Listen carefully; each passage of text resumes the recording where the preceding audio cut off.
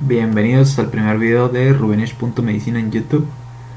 Si no me han seguido en Instagram y no le han dado like a mi página en Facebook, pues les recomiendo que me sigan en ambas redes sociales, porque estoy subiendo mucho contenido sobre medicina, y es contenido 100% actualizado y que les puede servir mucho para sus clases de medicina. Entonces vamos a empezar con este tema que lo llamo del alcohol a la cirrosis.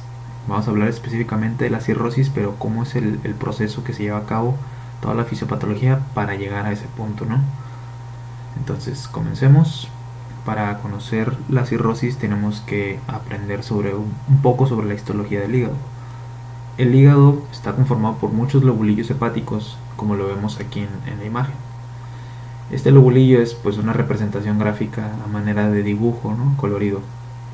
Aquí nos marca lo que es la vena central, y en la periferia las tríadas portales, que son la arteria hepática, una rama de la vena porta y un conducto biliar.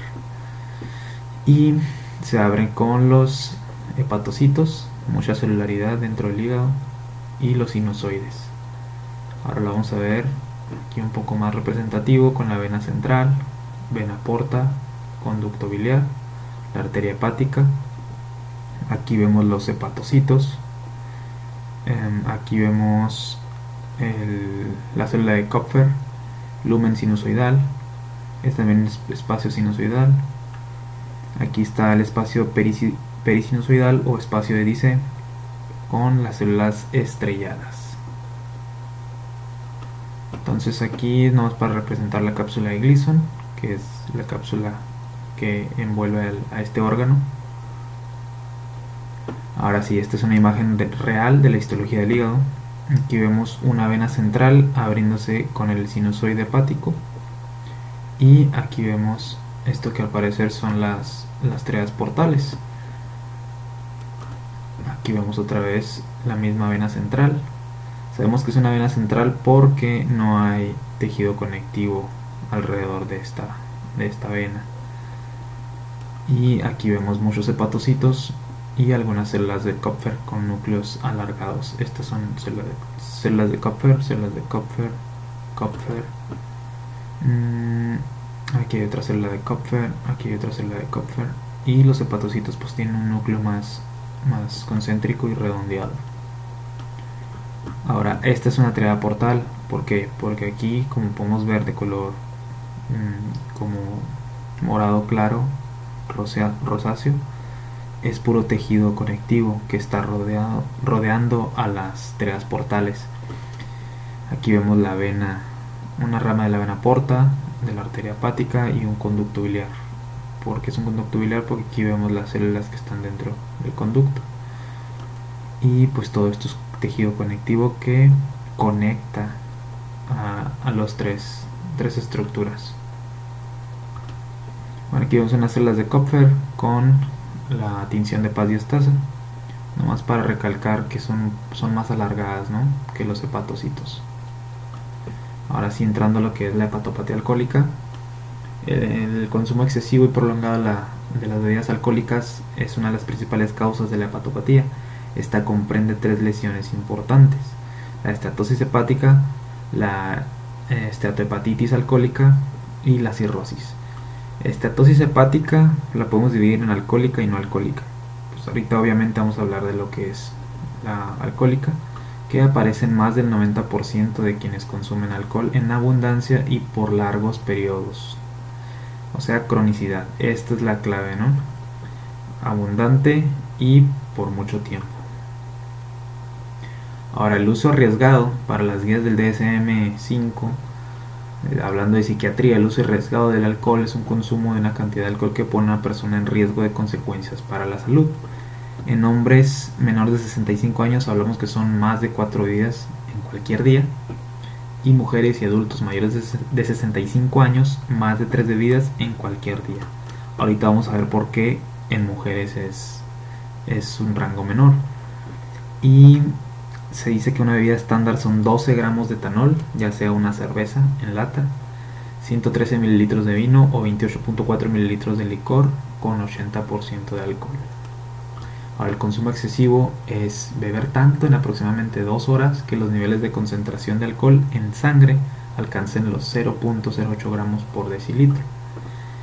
Esto ocurre en mujeres cuando beben aproximadamente 4 bebidas estándar y en hombres después de aproximadamente 5 bebidas, y pues se asocia con lesiones agudas.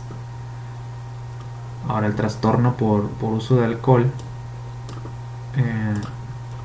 conduce a un deterioro o malestar clínicamente significativo que se manifiesta por múltiples características psicosociales, de comportamiento o fisiológicas. Ya hablamos como tal de criterios diagnósticos del alcoholismo.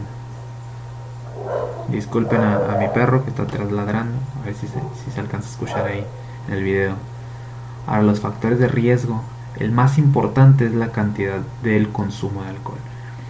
Este es el factor de riesgo principal para la cirrosis hepática.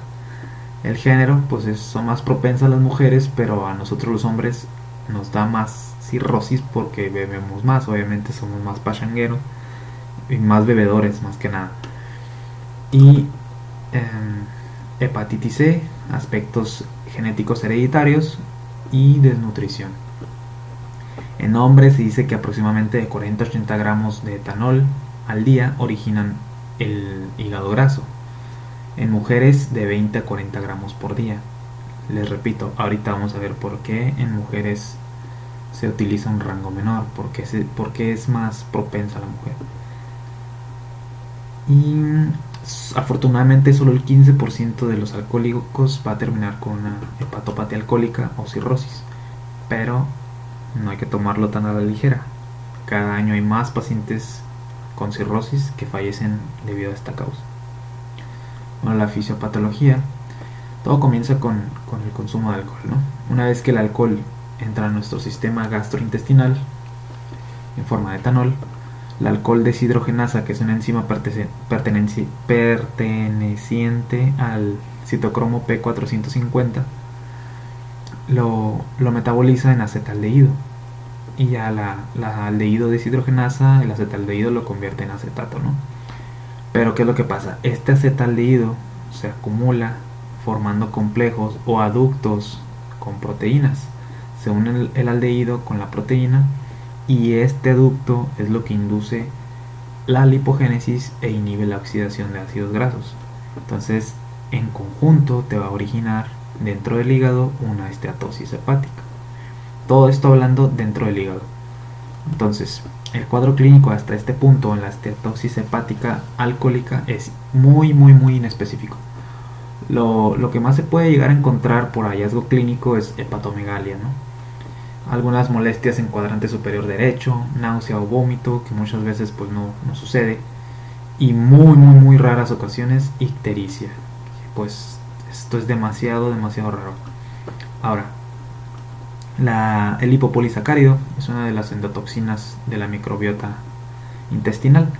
Estas endotoxinas inducen una permeabilidad de la circulación enterohepática, y específicamente el lipopolisacárido induce en la célula de Kupffer, que es el macrófago hepático, induce la expresión y la síntesis de factor de necrosis tumoral alfa, interleucina 6, interleucina 1 y el factor transformante del crecimiento beta. Más adelante vamos a ver qué es lo que pasa con estas citocinas específicamente dentro de los hepatocitos. Ahora, cuando hay una respuesta inflamatoria exagerada por estas mismas citocinas, hay reclutamiento también de lo que son neutrófilos, pues muchos macrófagos, muchas células de Kupffer, conllevando una hepatitis alcohólica como tal. Entonces ya el nombre cambió, ahora es una hepatitis, es una inflamación del hígado y es aguda. Esta puede haber fiebre, telangiectasias, ictericia sobre todo, dolor abdominal que simula un abdomen agudo, pero algunos pueden cursar asintomáticos. Ahora sí, ¿por qué hay mayor riesgo en mujeres? Muy bien, los estrógenos, como ya sabemos, las mujeres tienen más de estas hormonas. Entonces, estos estrógenos aumentan la permeabilidad intestinal a las endotoxinas que ya habíamos comentado, induciendo una expresión del receptor del lipopolisacárido en CD14 de las células de Kupffer. y esto aumenta la producción de las citocinas y quimiosinas proinflamatorias que estas células sintetizan. Entonces, a la macroscopía sí se puede ver, se puede llegar a ver así un hígado graso, aumentado en tamaño, blando, muy grande, una coloración así amarillenta pardosa, y puede llegar a pesar de 4 a 6 kilogramos de peso. Esta es otra de las imágenes de un hígado graso. Aquí vemos una comparación muy simple de lo que es un hígado normal y un hígado graso, ¿no? Aquí podemos ver que está lleno de grasa en la histología. Entonces, a la histopatología, ahora sí, las gotitas de lípidos en los hepatocitos. Aquí podemos ver de color blanco cómo está llena de grasa ese hepatocito. Y se le llama balonamiento de hepatocitos. Balonamiento, ¿por qué? Porque parecen balones, ¿no? O globitos. Entonces, esta esteatosis macrovesicular es porque como hay un aumento de la lipogénesis dentro del hepatocito, la vacuola empieza a almacenar demasiados ácidos grasos y diferente tipo de lípidos que hacen que la vacuola crezca. Entonces, prácticamente estas células, esta es la membrana plasmática que se ve de rosa un color más fuerte, así, y luego hay un color rosa más tenue. Este color rosa tenue es el citoplasma y lo blanco es la vacuola. Entonces, ¿qué es lo que pasa? El citoplasma es muy pequeño, es muy pequeño el espacio que tiene el citoplasma, este hepatocito, y es una vacuola enorme, prácticamente es pura vacuola, y vemos cómo la vacuola empuja al núcleo hacia la periferia. Esa es la característica del balonamiento de los hepatocitos. Y también se pueden encontrar cuerpos de Mallory-Denk, que son cuerpos que se originan por la misma fibrosis del hígado. Y por ejemplo, aquí vemos cuerpos de Mallory-Denk. ¿Dónde más ven? Aquí hay más cuerpos de Mallory-Denk. Y ahora la reacción neutrofílica, lo que les comentaba, origina la hepatitis. Aquí vemos ya que es una hepatitis alcohólica. ¿Por qué? Porque hay infiltrado de neutrófilos. Son cuerpos de Mallory-Denk rodeados por neutrófilos. Aquí vemos un neutrófilo, otro neutrófilo, neutrófilo, y estos son cuerpos de Mallory-Denk. Ahora la estatofibrosis es el inicio de la fibrosis. Los cuerpos de Mallory-Denk son prácticamente la estatofibrosis, ¿no? Y es lo que va a conllevar después a una cirrosis como tal. Hasta este punto ya es grave la enfermedad hepática, ¿no? Aquí vemos con una tinción tricrónica de Mason. En esta tinción podemos llamarlo alambre gallinero. Es puro tejido fibrótico. Ahorita vamos a comentar cómo es que sucede esta fibrosis. En el laboratorio, en la esteatosis hepática, puede haber incrementos leves de las enzimas hepáticas, hipertrigliceridemia, sobre todo hipercolesterolemia, o a veces hiperbilirrubinemia. Ahora, en la hepatitis alcohólica hay más elevación de estas enzimas hepáticas, pero rara vez superan los 400 unidades por litro. La relación AST a LT es mayor a 1. Hiperbilirrubinemia franca, incremento moderado de fosfatasa alcalina, y en enfermedad avanzada puede generar hipoalbuminemia y coagulopatía. Entonces, el tratamiento hasta este punto es la abstinencia completa. Esa es la clave del tratamiento de la esteatosis hepática, porque si el paciente sigue consumiendo alcohol, pues nunca se va a revertir ese daño hepático que ya inició. Y también el apoyo nutricional y sobre todo psicológico, porque pues se ocupa de terapia psicológica para poder dejar el alcohol. Cuando hay una función discriminante igual o mayor a 32, se prefiere el uso de prednisona. Ahorita vamos a ver cómo sacar la función discriminante. La hepatopatía alcohólica, la función discriminante se utiliza para el pronóstico de esta enfermedad. Sí, se saca multiplicando 4.6 por el tiempo de protrombina más la concentración de bilirrubina. Y en 1978, Madray y colaboradores se dieron cuenta que todas las muertes ocurren en pacientes cuya función discriminante inicial era mayor de 32. Entonces es muy importante esto en el pronóstico de los pacientes que tienen hepatopatía alcohólica. Cuando es mayor de 32 la función discriminante, ya hablamos de que tiene una probabilidad de muerte muy alta. Ahora sí, entrando de lleno al tema de cirrosis y a lo que venimos este día, es también llamada insuficiencia hepática crónica y se define por sus características histopatológicas.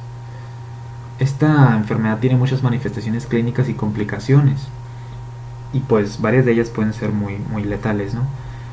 Sea cual sea la causa de la cirrosis, consiste en la aparición de fibrosis con distorsión estructural y se forman nódulos de regeneración como compensación ante el problema hepático que se genera.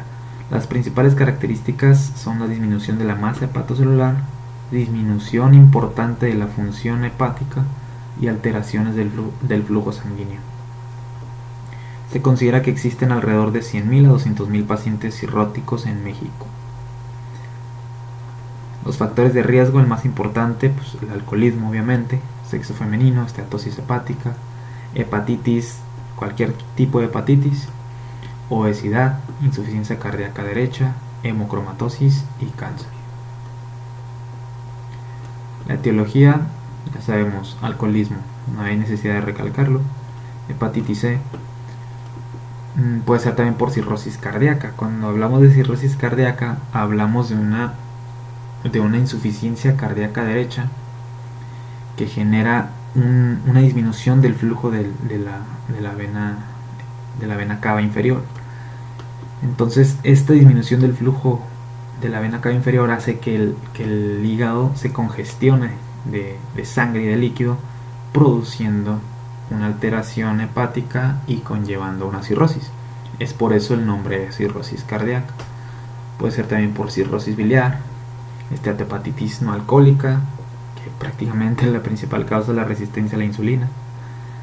Puede ser por hepatopatía metabólica hereditaria como la hemocromatosis, la enfermedad de Wilson, la deficiencia de 1-alfa-antitripsina y la fibrosis quística. Cuando hablamos de cirrosis criptogénica, hablamos de una cirrosis que no podemos clasificar, que no podemos hallar la etiología o la causa como tal, y se le da el nombre de cirrosis criptogénica. Entonces se ha dicho que cuando un paciente inicia con esteatosis hepática o esteatohepatitis alcohólica, puede llegar a un hígado normal si hay una abstinencia completa y en tiempo y forma. Esto quiere decir que se lleva a cabo correctamente la abstinencia en el tiempo adecuado, o sea, que lo diagnostiques a tiempo tú como médico y le des el apoyo nutricional y psicológico al paciente que tiene una enfermedad hepática por alcoholismo. Y se ha dicho que puede llegar a regenerarse el hígado, ¿no? Pero no está completamente comprobado científicamente. Entonces, ya hablando de la fisiopatología de la cirrosis, como ya habíamos comentado, la acetaldehído deshidrogenasa se encuentra tanto en el estómago como en el citosol de las células hepáticas, y esta enzima pertenece al sistema MEOS. El sistema MEOS forma parte del citocromo P450. También puede ser metabolizado por la catalasa peroxisómica, pero ese es un porcentaje muy bajo. Entonces, ya habíamos hablado que el acetaldehído se acumulaba dentro del hígado. ¿Y qué es lo que pasa? El acetaldehído, al acumularse, estimula la célula de Kupffer, y la citosina importante aquí que esta célula produce es el factor transformante de crecimiento beta. Este factor induce a los fibroblastos, en este caso a la célula estrellada del hígado, para que lleve a cabo una función en específico. Entonces la célula estrellada va a sintetizar colágeno de tipo 1 y a esto lo vamos a llamar la respuesta fibrótica. Entonces aquí podemos ver el espacio de Dice o perisinusoidal. Vemos la vena central, el sinusoide, la vena porta, arteria hepática y un conducto biliar. Entonces, cuando el acetaldehído se acumula, la célula de Kupfer va a estimular mediante el factor transformante de crecimiento beta a la célula estrellada que se encuentra en el espacio de DC. Esta célula estrellada va a comenzar a producir colágeno de tipo 1 y se va a acumular en todo este espacio, en el espacio de DC. Y se va a ver más o menos así: la célula estrellada y con todo lo del color azul, que es el colágeno, se va a ir produciendo en mayor cantidad y va a ir acumulándose, obstruyendo el sinusoide hepático y por lo tanto aumentando la presión retrógrada hacia la vena porta. Y de ahí viene la fisiopatología de la hipertensión portal. Mientras más colágeno hay aquí, más hipertensión hacia la vena porta. Entonces, el sistema MEOS, ya dentro del hígado, una vez que se metaboliza este alcohol, etanol, en acetaldehído, en este tipo de metabolismo se producen radicales libres. Lo más importante de aquí es conocer el superóxido y el peróxido de hidrógeno. Entonces, estos radicales libres van a terminar por hacer una lisis de hepatocitos. Los hepatocitos van a empezar a morir, en pocas palabras. Y si empiezan a morir, ¿qué es lo que pasa? Todas las funciones del hígado, o sea, del hepatocito, se van a ver implicadas. En el caso del ciclo de la urea, va a haber acumulación de amonio que te puede predisponer a una encefalopatía hepática. En el caso del proceso de la síntesis de las proteínas, pues ya no se va a llevar a cabo y va a haber una disminución de proteínas, más que nada de la albúmina, o sea, hipoalbuminemia. También el metabolismo de la bilirrubina, ya no se va a conjugar la bilirrubina indirecta, y se va a acumular produciéndonos una ictericia. Y la cascada de la coagulación también se ve implicada. Hay disminución de esta cascada, de la síntesis de los factores de esta cascada, y por lo tanto coagulopatía. Entonces el tejido conectivo aparece en las zonas periportales y pericentrales. Este conecta las triadas portales con las venas centrales y nos generan los nódulos regenerativos. Ahorita en las imágenes les voy a mostrar más o menos cómo se ven. Entonces, la lisis de hepatocitos y la producción y almacenamiento de colágeno hacen que el hígado se contraiga y se retraiga. Entonces, se puede hacer más chico después de la esteatosis hepática. Hablamos que en el hígado graso o esteatosis hepática había un crecimiento del hígado porque hay un acúmulo de lípidos en el hígado. Entonces, en este caso, cuando ya la enfermedad es más avanzada, mayor nódulos regenerativos y una cirrosis como tal, el hígado puede disminuir en tamaño. Entonces aquí podemos ver el cuadro clínico. Son muchos signos y síntomas que nos puede dar un paciente cirrótico, y vamos a ver los más frecuentes. La ictericia conjuntival o ictericia en general, ¿no? El signo de cabeza de medusa, producido principalmente por la hipertensión portal. El eritema palmar es característico de estos pacientes. La hipertrofia parotidia bilateral. ¿Por qué? Porque el consumo excesivo de alcohol, recordemos que las cervezas contienen muchos carbohidratos. Entonces lo que pasa con las parotidas es que aumentan la producción de amilasa. Y entonces el alcohólico, el paciente ya diagnosticado con alcoholismo crónico, siempre está bebiendo y siempre trae carbohidratos aquí dentro de la boca.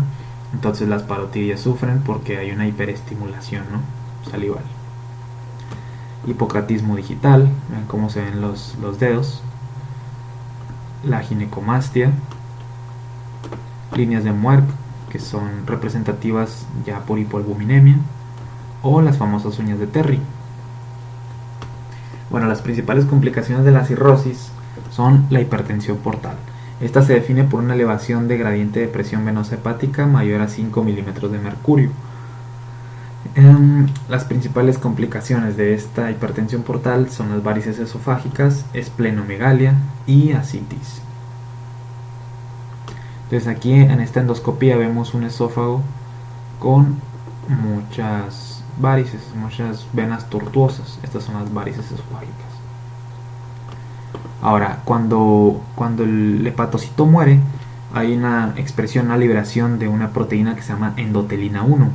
Esta endotelina 1 hepática es precursora del óxido nítrico.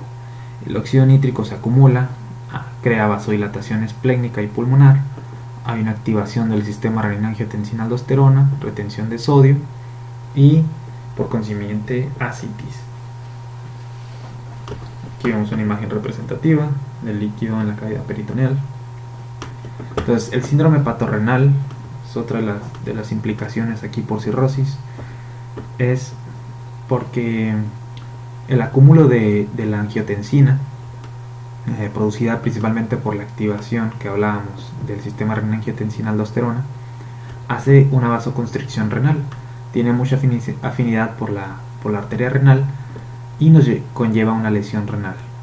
Entonces hay una disminución importante de la tasa de filtración glomerular con incremento de la creatinina sérica, y este es el síndrome hepatorrenal. También nos puede generar un síndrome hepatopulmonar porque la endotelina 1 aumenta la producción de óxido nítrico, vasodilatación y un shunt de derecha a izquierda a nivel pulmonar. Entonces nos causa una hipoxia y por lo tanto el paciente lo vemos clínicamente con disnea. Y este es el síndrome hepatopulmonar. Ahora, la insuficiencia hepática fulminante, definida como encefalopatía hepática, es una alteración del estado mental y en el funcionamiento cognitivo. El punto importante aquí es la hiperamonemia. Hablábamos que es porque ya el ciclo de la urea está muy disfuncional y el acúmulo del amonio crea una edematización de astrocitos, una alteración en la neurotransmisión, se acumula el manganeso, hay una alteración en el metabolismo del oxígeno y de la glucosa cerebral. Y estos pacientes muy probablemente van a terminar en una cama de terapia intensiva. Entonces, para la encefalopatía hepática utilizamos los criterios de Westhaven, en el cual la etapa 0 nos habla de unos cambios en la personalidad o en el comportamiento, sin asterixis. Esta etapa es difícil porque el paciente puede estar de mal humor o se puede comportar de distinta manera, o cambios muy leves en su comportamiento que pues pueden pasar desapercibidos. En la etapa 1 hay una pérdida de la actividad en general, acortamiento del lapso de atención, suma y resta están alteradas, hipersomnia o insomnio, inversión del patrón del sueño, euforia o depresión, y aquí ya encontramos lo que es la asterixis. En la etapa 2 hay letargia o apatía, desorientación leve, comportamiento inapropiado, bradilalia, este es importante, asterixis franca, ¿no? Ya como tal. Aquí puede o no tener asterixis el paciente, y aquí ya la podemos ver, ¿no? Clínicamente. En la etapa 3 ya es una desorientación severa, el comportamiento es bizarro, ya el paciente no sabe ni cómo se llama, puede haber estupor y ausencia de asterixis. Y en la etapa 4 pues ya es un paciente comatoso, ¿no? En estado de coma. Una otra imagen representativa del cuadro clínico de la cirrosis. Entonces, como se ven los nódulos regenerativos en la macroscopía, y un hígado un poco más pequeño, ya por una enfermedad hepática más avanzada. Aquí vemos la comparación del hígado sano, graso y cirrótico. Aquí está aumentando de tamaño porque se están formando nódulos de regeneración, y muy probablemente sea una cirrosis en etapas iniciales, ¿no? Porque si fuera ya más avanzado hablaríamos de un hígado más pequeño. Aquí vemos otra vez imágenes de los nódulos regenerativos, y pues aquí se ve todas las bandas fibrosas, ¿no? Delimitando los nódulos regenerativos con una coloración tricrómica de Mason. Una comparación de un hígado normal con la cirrosis. Otra vez otra imagen. Ahora el diagnóstico, como lo vamos a ver clínicamente, signos y síntomas. Siempre, ¿no? Es muy importante aquí en México, y supongo que en toda Latinoamérica utilizamos mucho lo que es el cuadro clínico del paciente, porque pues en otros países de primer mundo tienen muchos estudios que se le hacen, y pues nosotros no tenemos todos esos recursos, ¿no? Ahora, en el hemograma podemos encontrar lo que es anemia por la pérdida de sangre, si es que hay sangrado por las varices esofágicas o algún sangrado en todo el sistema gastrointestinal. Nos vamos a apoyar de la química sanguínea,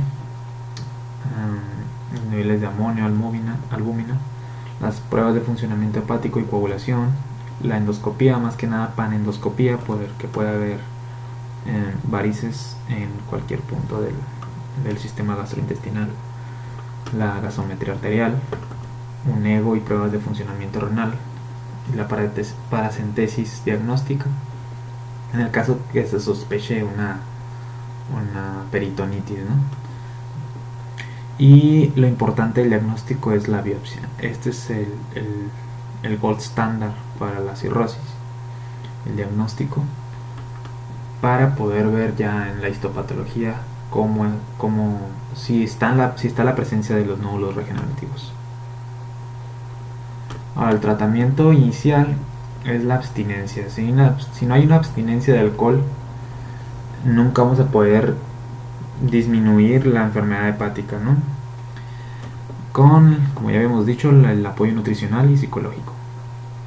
En el caso de ascitis y edema, una restricción de sodio, se puede agregar espironolactona, furosemide, albúmina en casos graves de hipoalbuminemia y obviamente la paracentesis, ¿no?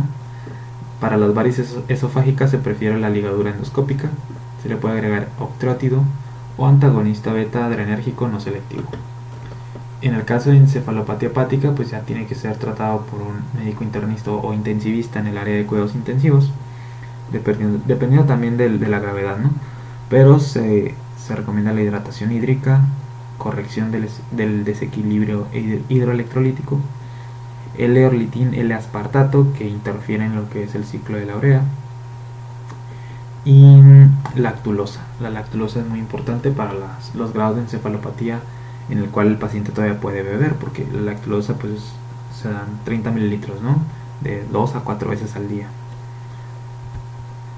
Para el pronóstico utilizamos la clasificación de Scheil-Puch, muy famosa, es el sistema más usado, y pues nos habla también del pronóstico que va a tener el paciente, en el cual medimos la bilirrubina. Cuando es menor a 2 se le da un punto, de 2 a 3 2 puntos y mayor a 3 3 puntos. La albúmina sérica mayor a 3.5 le vamos a dar un punto, de 2.8 a 3.5 2 puntos y menor a 2.8 3 puntos. El INR menor a 1.7 se le da un punto, de 1.7 a 2.2 2 puntos y mayor a 2.2 3 puntos. En el caso de ascitis, si no tiene el paciente, un punto. Si está suprimida con medicinas, 2 puntos, y si es refractaria incluso a la paracentesis, 3 puntos. En el caso de encefalopatía hepática, cuando el paciente no presenta, un punto. En los grados 1 o 2 o suprimida con medicamentos, 2 puntos. En el grado de 3 a 4 o refractaria o ya el paciente comatoso en terapia intensiva, 3 puntos. Y hablamos que si el paciente tiene de 5 a 6 puntos, lo clasificamos en una clase A, que va a tener una supervivencia al año del 100% y a los 2 años del 85%. Pues algo muy bueno, ¿no? Todavía lo podemos salvar.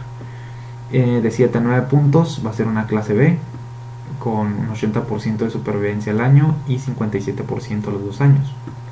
Aquí ya se nos vienen complicando las cosas. Y en la clase C, que son de 10 a 15 puntos, una supervivencia al año de 45% y a los 2 años del 35%. Aquí es una enfermedad hepática muy muy grave. Entonces también se utiliza el sistema MELT, que es una fórmula matemática basada en 3 factores: la creatinina, bilirrubina y el INR. Y el paciente decimos que va a necesitar un trasplante hepático cuando es mayor a 15. Recordemos que el tratamiento definitivo de la cirrosis es el trasplante hepático. No hay otra cosa mejor para esta enfermedad que te pongan un hígado nuevo. Así de sencillo. Y pues esto es todo sobre la cirrosis hepática. Espero que la hayan entendido, sobre todo la fisiopatología, y espero que le den like a mi página de Facebook y me sigan en Instagram. Ahí los espero con más información, casos clínicos reales, y hasta la próxima.